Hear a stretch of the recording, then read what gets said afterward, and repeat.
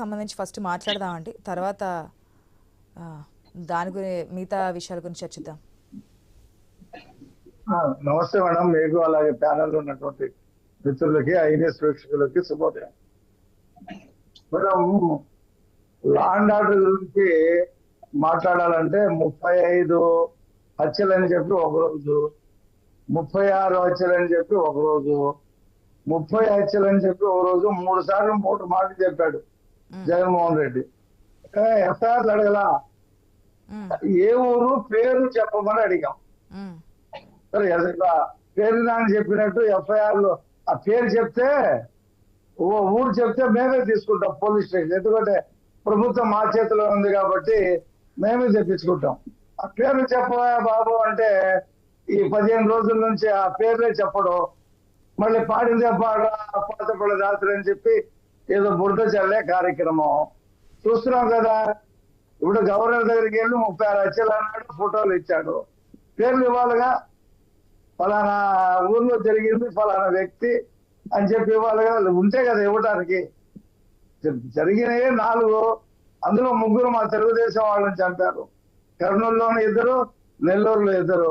ఇప్పటికీ మా పార్టీ వాళ్ళ మీద దాడులు చేస్తూనే ఉన్నారు. వాళ్ళు మా ప్రభుత్వాన్ని పోగొడతారా, తెలుగుదేశం ఓట్లేస్తారా అని చెప్పి అనేక సంఘటనలు వెలుగులోకి వస్తా ఉన్నాయి.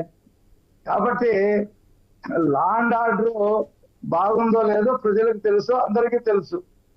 చంద్రబాబు నాయుడు గారు ఇలాంటి విషయాల్ని కక్ష సాధింపు రాజకీయాల్ని చేయటాన్ని నేను ఒప్పుకోను, అన్ని చట్ట ప్రకారంగా చేద్దామని చాలా స్పష్టంగా చెప్పుకున్నాను. నిన్న మన డిబేట్ లో ఇదే అంశాన్ని గురించి ప్రస్తావించినప్పుడు వైసీపీ నుంచి ప్యానల్ మెంబర్ ఎవరైతే శ్రీనివాస్ రెడ్డి గారు ఉన్నారో, మాదిరెడ్డి శ్రీనివాస్ రెడ్డి గారు, ఆయన ఒక ప్రూఫ్ చూపించారు.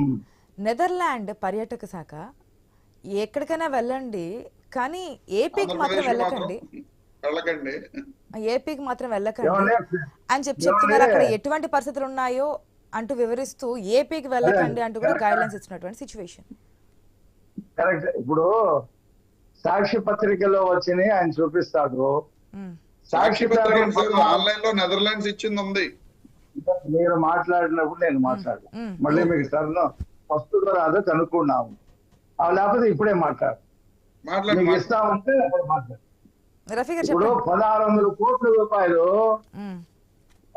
ఆరోగ్యశ్రీకి బాకీ పడిపోయిందని చెప్పేసి పెద్ద ఎత్తున ముందు పేజీలో సాక్షి పేపర్ రాసింది. 2 నెలల్లో ఆ 1600 కోట్ల రూపాయలు మా హయాంలో బాకీ పడినాయా? సిగ్గుండాలి రాయటానికి. ఇలాగే నెదర్లాండ్ అని ఇదని ఇవన్నీ కూడా ఫ్యాబ్రికేటెడ్ గా తయారు చేయవచ్చు. ఆంధ్రప్రదేశ్ వెళ్ళొద్దని చెప్పేసి నెదర్లాండ్ ఏం తెలుసు? ఆంధ్రప్రదేశ్ ఎఫెక్ట్ కావచ్చు, ఢిల్లీలో జంతర్ మంతర్ వద్ద సింబాలిక్ ధర్నా ఎఫెక్ట్ కావచ్చు. జంతర్ మంతర్ దగ్గర సింబాలిక్ ధర్నాగా ఆ పక్కన విజయసాయి రెడ్డి శాంతి మీద చేసినటువంటి అది కూడా ధర్నా జరిగింది. పక్కన కూడా 40 మంది కూర్చొని వాళ్ళు కూడా ధర్నా చేశారు. వాళ్ళు కూడా అఖిలేష్ యాదవ్ తో మాట్లాడారు. ఇవి కూడా వచ్చినాయి పత్రికల్లో. కాబట్టి గురువింద గింజ తన నలుపు గురించి తెలుసుకోకుండా మాట్లాడటం అంటే ఇదే. ఇవాళ కఠినమైనటువంటి ఆంక్షలు ఇచ్చారు పోలీసులకి, ఎక్కడ కూడా లా అండ్ ఆర్డర్ ఫెయిల్ కాకూడదని. జగన్మోహన్ రెడ్డి హయాంలో ఎన్ని హత్యలు, ఎన్ని మర్డర్లు, ఎన్ని దాడులు, చివరికి అచ్చెన్నాయుడు దగ్గర నుండి చంద్రబాబు నాయుడు వరకు ఎంతమందిని అక్రమ అరెస్టులు చూశారు కదా. ప్రజలు తీర్పు ఇచ్చారు, చీకొట్టారు. 11 సీట్లు ఇచ్చినా సరే నాకు ముఖ్యమంత్రి స్థాయిలో భద్రత కావాలా, 980 మంది ఉండాలా, నాకు కోర్టుకు ఎక్కడం, నాకు ప్రతిపక్ష హోదా ఇవాళ 11 సీట్లు ఇస్తే ప్రతిపక్ష హోదా వస్తుందా, కోర్టుకు ఎక్కడం, ఇవన్నీ కూడా ఉరికినే అతనికి పదవి పోయి అతను ఏం మాట్లాడుతున్నాడు అతనికి తెలియదు, అతను ఏం మాట్లాడుతున్నాడు చూసి వీళ్ళందరూ మాట్లాడుతూ ఉన్నారు. కాబట్టి లా అండ్ ఆర్డర్ కి ఎటువంటి ప్రాబ్లం చంద్రబాబు నాయుడు గారి పాలనలో ఉండదు. మా పార్టీ కార్యకర్తలు చేసినా సరే కఠినంగా శిక్షించమని చెప్పాడు. ఇంకో విషయం ఏంటంటే ఇవాళ దాడులు చేసిన వాళ్ళు ఎవరు ఈ 2 నెలల్లో తీస్తే మా పార్టీ వాళ్ళ మీద ఎక్కువ దాడులు జరిగినాయి.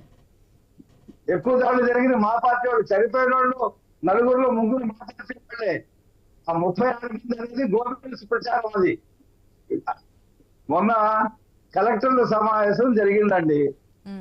చాలా సుదీర్ఘంగా అన్ని అంశాల మీద మాట్లాడారు. ప్రతి 3 వారాలకి కలెక్టర్లు ఎస్పీలతో సమావేశం పెడతా అన్నారు. ఆయన హయాంలో కలెక్టర్ల సమావేశం ఒకసారి జరిగింది. అది ప్రజావేదిక కూర్చోవడం కోసం జరిగింది. ఇక్కడ మళ్ళీ ఈ రేపు ఈ ప్రజావేదిక ఉండకూడదని చెప్పి కూర్చోాలని చెప్పడం కోసం అక్కడ కలెక్టర్ల సమావేశం పెట్టాడు. ఆ తర్వాత మళ్ళీ ఎక్కడ కూడా కలెక్టర్ల సమావేశం జరగల.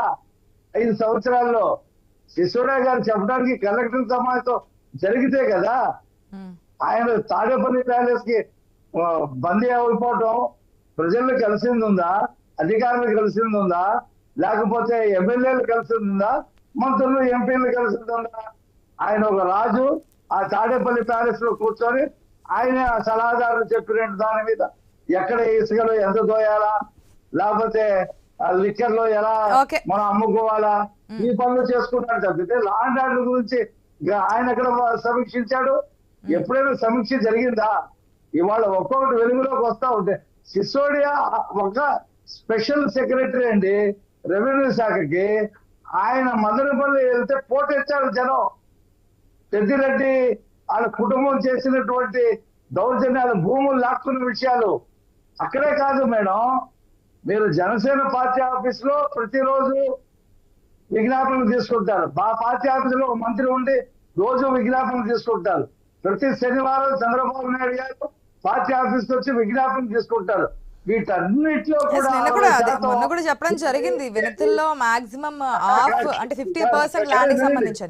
ఓకే, అదే ల్యాండ్ సంబంధించిన అంశాలు, లా అండ్ ఆర్డర్ సంబంధించిన అంశాలే వస్తా ఉన్నాయి. అది వాళ్ళ హయాంలో జరిగింది కాబట్టి వాళ్ళని ప్రజలు చీదరించుకొని వాళ్ళని పక్కన పెడితే తగుతున్నమ్మా. నెదర్లాండ్ అని, ఆస్ట్రేలియా అని ఇవన్నీ మాట్లాడుతూ ఉన్నారు. ప్రజలు ఇవాళ ఈ దుర్మార్గుడి ప్రభుత్వం పోయింది, ఈ రాక్షస పాలన పోయిందని చెప్పి హ్యాపీగా ఉన్నారు. ఓకే, ఒక నిమిషం రఫీ గారు. సాదిక్ గారు గుడ్ మార్నింగ్ అండి. గుడ్ మార్నింగ్ అమ్మా. సాదిక్ గారు గుడ్ మార్నింగ్ అమ్మా. ఎస్ నమస్తే అండి.